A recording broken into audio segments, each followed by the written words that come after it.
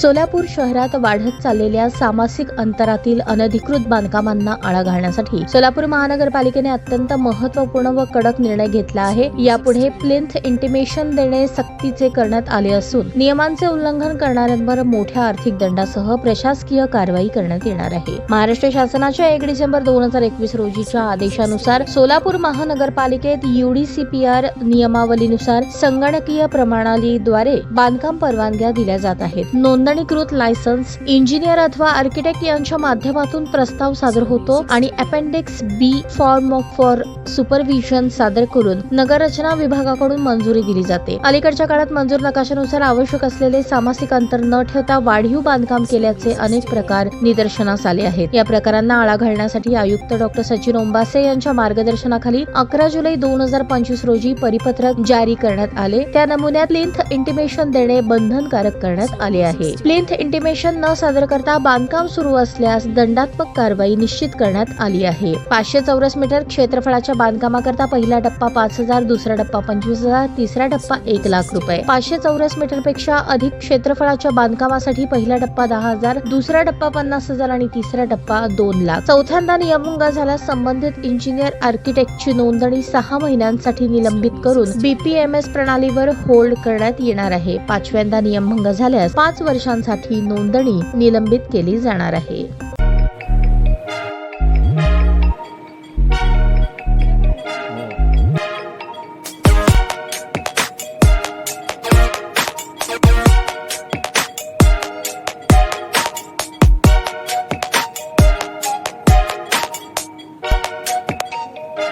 सोलापूर शहरातील सुप्रसिद्ध हॉस्पिटल म्हणजे सेंट्रल मल्टी स्पेशालिटी हॉस्पिटल मागील अनेक वर्षापासून सेवा बजावत आहे। 24 तास इमर्जन्सी सर्व्हिस, मॉडर्न टेक्नॉलॉजी, अनुभवी डॉक्टर्स तसेच अत्याधुनिक तंत्रज्ञान सुविधांनी सुसज्ज स्त्रीरोग प्रसूती विभाग, ऑर्थोपेडिक विभाग, मेडिकल विभाग आणि इतर एकमेव नाव म्हणजे सेंट्रल मल्टी स्पेशालिटी हॉस्पिटल। पत्ता गणेशपेठ शॉपिंग सेंटर, मंगळवार बाजार, सोलापूर।